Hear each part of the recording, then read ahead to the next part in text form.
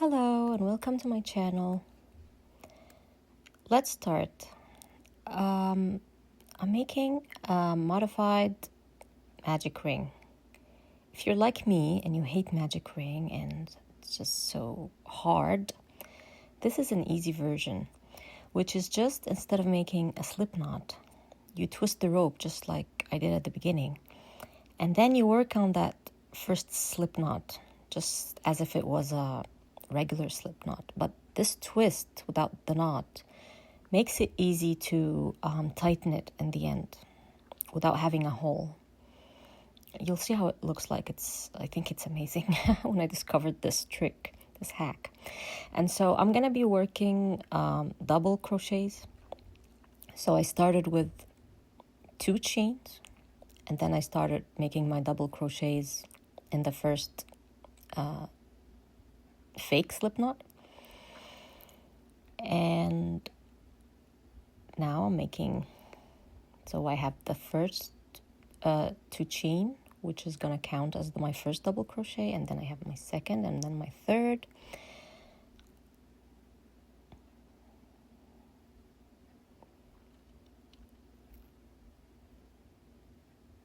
five double crochets,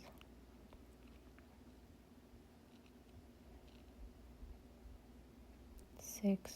Yeah, let's speed it up. It's getting boring. Okay, I've made 1, 2, 3, 4, 5, 6, 7, 8.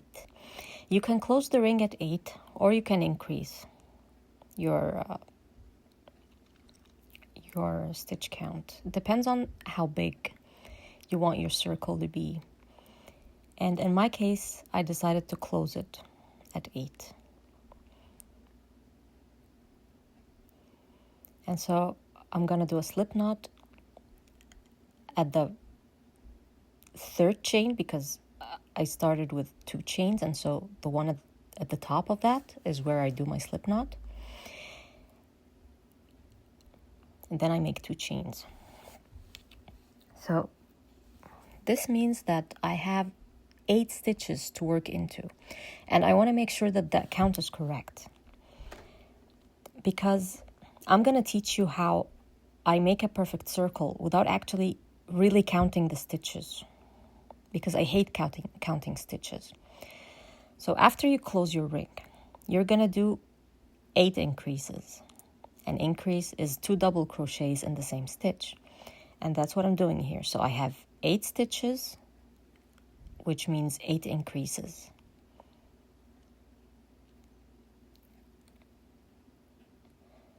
And so it's easy for me if I get distracted. I get distracted a lot by my kids. And sometimes I just have to leave the project mid-row and come back maybe a couple days later. And it just makes it easy to track myself when I have this methodology that I'm going to teach you. Because I hate following patterns. And if you're like me, I just always wanted to be able to crochet without a pattern. And this is what I'm going to teach you right now. How to crochet without a pattern, and without a calculator. And how you can be flexible and adjust your work according to how you want it. And so the row is over. So I'm going to do my slip knot at the top of the 2 chains. If you've noticed, I don't count that 2 chain at the top, at the beginning of the row. So I can count my increases. I should have 8 increases, 8 double stitches, and I don't count that 2 chains at the beginning.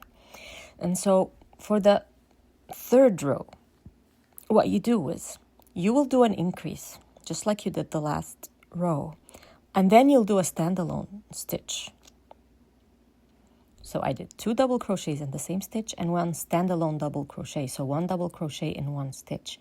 And that's going to be your building block. So you want 8 of those. 8 is the number of chains we started with. And that's how I don't count. I don't know how many stitches I'm going to end up with at the end of the row. I just know I have to count 8 of these. And it's easy to, look back if I stop working for some reason and come back. I can just look. So this row, I'm doing a double and a standalone, a double and a standalone. So I can just easily look back and see what I have to do now without making mistakes, without, counting stitches, and it just doesn't work for my brain.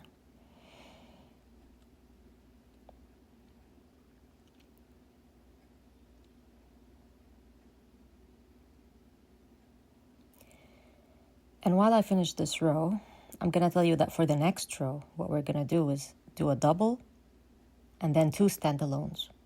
And that will be your building block. And you're going to end up with 8 of those. And you can increase that pattern for as big a circle as you want. After that, it's going to be 1 double crochet, 3 standalones, and then 1 double crochet, 4 standalones. And the circle is just going to keep getting bigger and bigger. But because for this project, I don't need such a big circle, so I'm going to stop the circle. This is the last row with the increases. I'm not going to make any more because I'm making a small pouch. And so before I close my stitch, I usually count, make sure I didn't miss anything. But it's easy to know that you're correct, that your count is correct, because you're going to end up with one last standalone double crochet. So you'll know that you haven't skipped anything or made a mistake.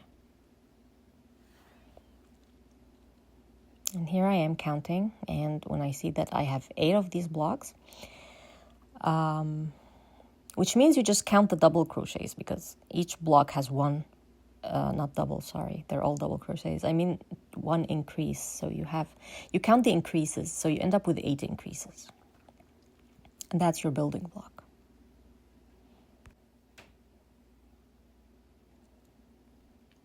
And now we're going to start no increases.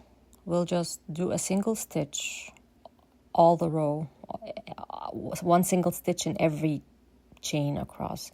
And I'm going to make this row half double crochets. It's my favorite stitch, and I think it's just like that perfect height and perfect I like it. It's my favorite. And tell me what you think, because double crochets, well, I really like double crochets because I think you finish the project quickly, but you just end up with these holes like I showed you. And because I'm gonna put these little soldiers in my pouch, I'm gonna use it for a board game. I don't want these holes. I don't want them poking through. And so I find that the double crochet is just the perfect thing for me. I hate single crochets. It's so slow, I keep thinking like, oh my God, when am I gonna finish? And so yeah, I'm just gonna do half double crochet in each stitch across. And when I finish the row, I'm gonna close it with a slip knot. You don't have to, you can keep just working in the round and, mark your beginning of the row so you know where you are. But that's not what I'm gonna do, because it's for a board game and, personal use. I really don't care how pretty it is. I don't care if there's an edge. You end up with this seam, which maybe if you're giving it as a gift to someone, you wouldn't want that. In that case, if this was my case, I would recommend, not using a slip stitch at the end of the row and just keep going in spiral. And then you would need a stitch marker. But I hate using stitch markers, so I'm gonna slip knot. And that's what the pouch looks like. And now we're gonna flip it right side out. And for me, I find that 1 stitch is one chain, is the perfect height for me for my half double crochets. Maybe for you it's 2 chains at the beginning. It's up to you. And I'll just keep going. I'll stop when I've reached the height that I want. And this is the height that I think is enough. I think I did 3 rows. And this is the number of items I'm going to place inside. And I think it's a good size. I don't need it to be bigger than that. So now I'm going to make the holes where I'm going to, because the pouch is going to close, I'm going to need to fit a rope or a string. I'm going to make holes for them. And for these holes, I'm gonna start with 2 chains and then 1 chain, which is not the part of the foundation chain. You'll understand later. It's for the space because I'm gonna skip a stitch. So in that space, I'm gonna have a chain and it's gonna have a hole. So let's do again. 1 double crochet and then chain 1, skip 1, and then a double crochet, chain 1, skip 1, double crochet. It's a very easy pattern. The row finishes so quickly because you're skipping a chain,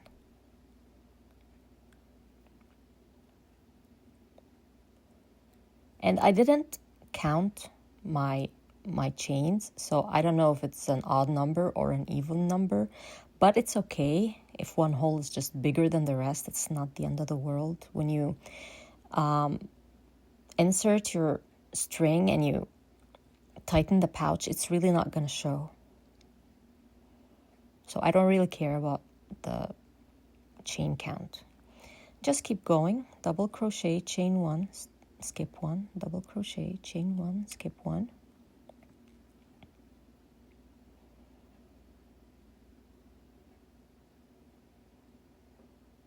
Here I am at the end of the row, and I am thinking if I should make a big hole or a smaller hole, and I decided to go with the smaller hole.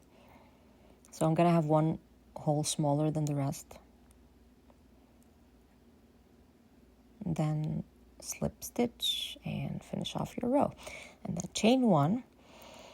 And now I want to do like a decorative top at the top of the top of the pouch. And so what I decided to do is this pattern. 1 single crochet,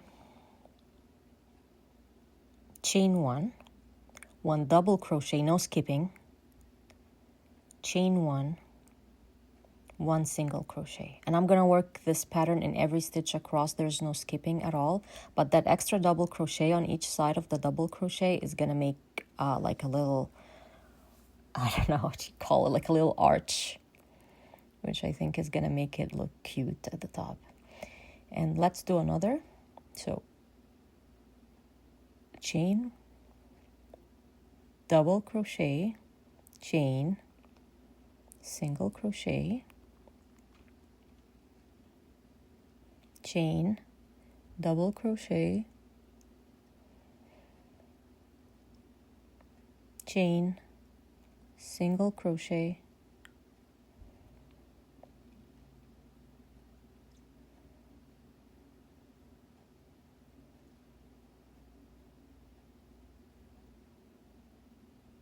chain, double crochet, chain, single crochet, chain, double crochet. I don't have to keep saying that. You get the you get the pattern.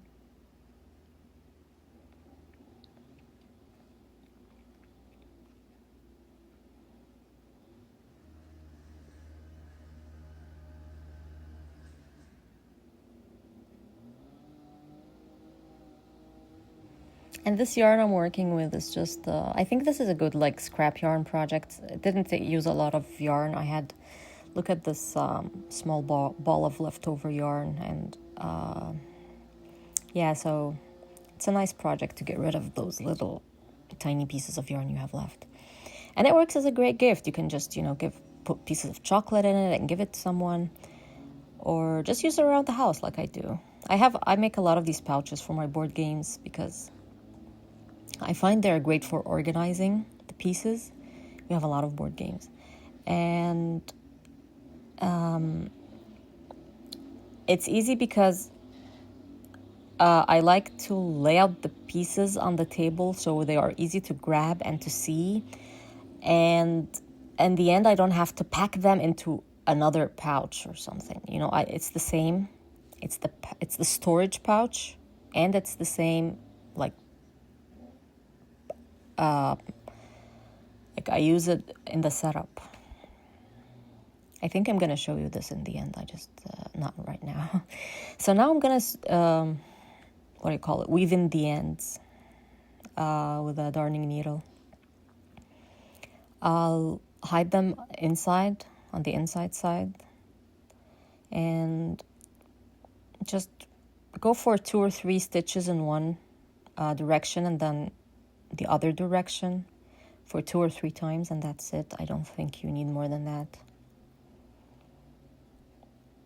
I've never had a project where, it was unraveled because I didn't hide or, weave in the ends very well. I don't think I do a great job in that anyway. But yeah, I never had the problem before.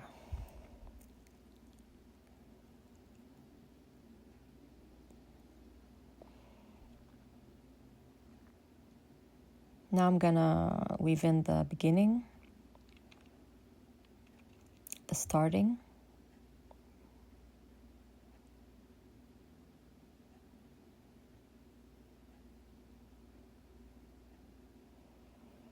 I tighten it as much as possible so there's no hole, and then I go the opposite direction.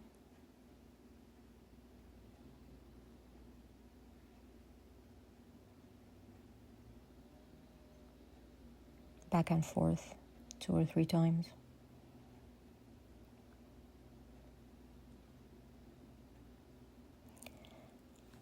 I find if you use a steel darning needle, they're just so easy. They glide through the...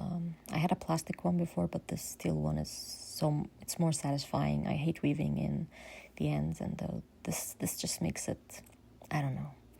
Like, you don't hate it as much.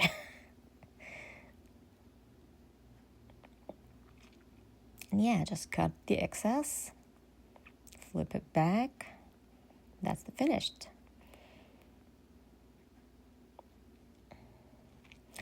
Now we make the thread, or the ribbon portion. You can, of course, use a satin ribbon if you're going to give it to someone, or if you're going to, be displaying it. It's going to look so much better, but because it's a board game, I'm just going to, and I don't have a ribbon at hand. I'm just going to make a chain, a very long chain. I have no idea how long the chain is going to be. I'll just, measure it as I go along.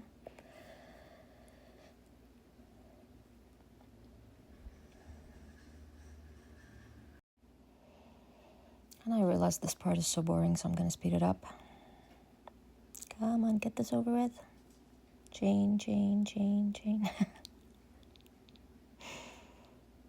Some people might find it relaxing to watch. I sometimes find it relaxing too, but also there's that ADHD part of me that just wants to get this over with. I can't bear to make a very long video. It just hurts me. And so I'm measuring the chain.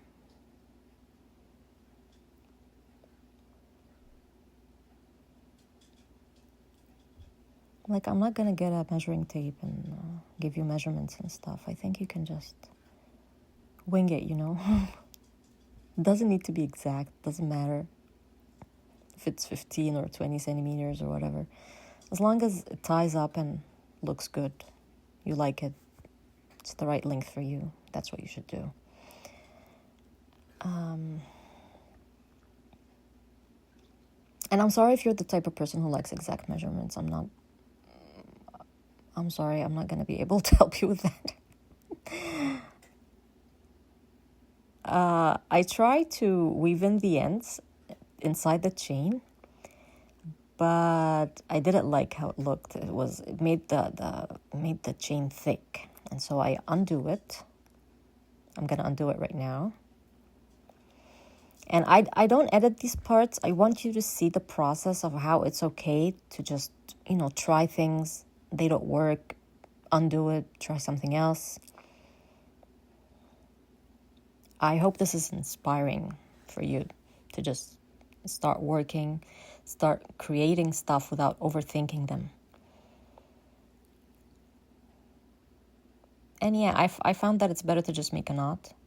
So I use my darning needle to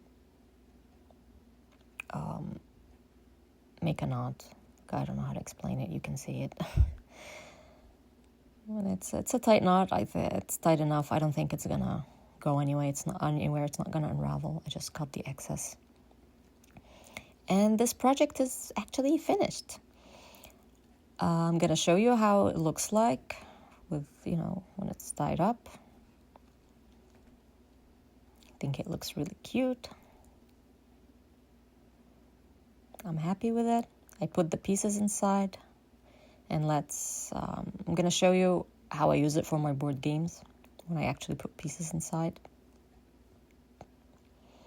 So I just tighten up, put it in the box. I don't even have to, make a ribbon or anything. This is for, the sake of YouTube.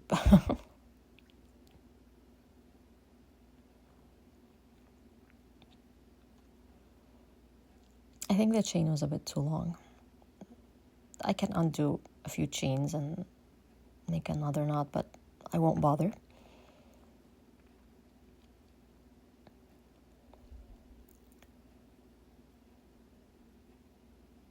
And then when it's time to play, I just open it like that and roll the edges outside. And then you have a nice little plate or container where you have access to the pieces. And when you're done, you can just zip it up and put it back in the box. I use these a lot in my board games because I find that setting up and then, it's done. I hope you like this video. I used this nice little ribbon, which I had, just to make it look, cute because it didn't look good. And so thanks for watching. Please like and subscribe and share. Thank you.